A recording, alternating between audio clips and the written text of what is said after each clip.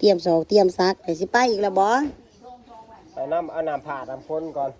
ไปอีกแล้วทุกคนเลยเขาในหน้าสิตายเบิดเลย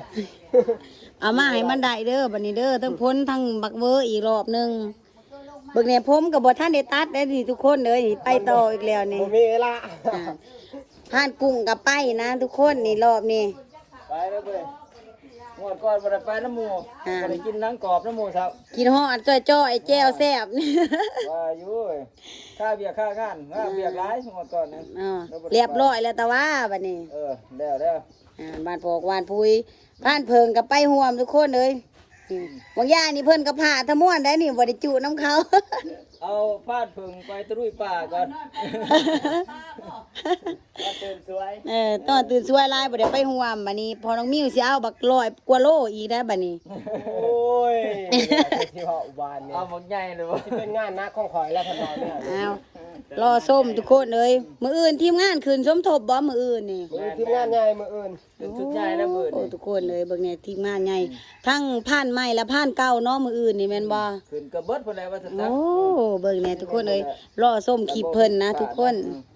คันบ่ผิดพลาดคันบ่ของบ่ค่าเนาะเพิ่นสิตามขึ้นน้ำล้างเนาะเอารถขึ้นแล้วเนาะเอาโศกมานคือเก่า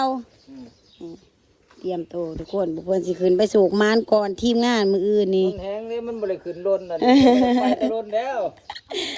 บ่จะขึ้นตะล้นน่ะค่อยวานพุ้ยก็เรียบร้อยแล้วยังแต่พอน้องมิ้วนี่แหละไปดำเอาพ่นก่อนพ่นบ่ตกบัดนี้บ่ตกเนาะพ่นผ่าบ่ตกแล้วพี่น้องเอ้ยผ่านเพิงกับป้าให้ป้าหน้าคือการตะม่วนเพิ่นก็ได้ไปรอส้มทุกคนรอบนี้สิมานหรือบ่เนาะมื้ออื่นนี่แม่น้องมิ้วสิอัปเดตทีมงานใหญ่คือเก่าทุกคนนี่พอน้องมิ้วขึ้นไปผาเนาะมันรอส้มทุกคนเนาะพอน้องมิ้วผ่านเพิงแล้วแม่ผ่านกุ้งเนาะเพิ่นไปก่อนเนาะไปก่อนทีมงานเนาะไปมานก่อนเพิ่นว่าทุกคนเลยรอส้มเนาะมื้ออื่นนี่สิมีทีมงาน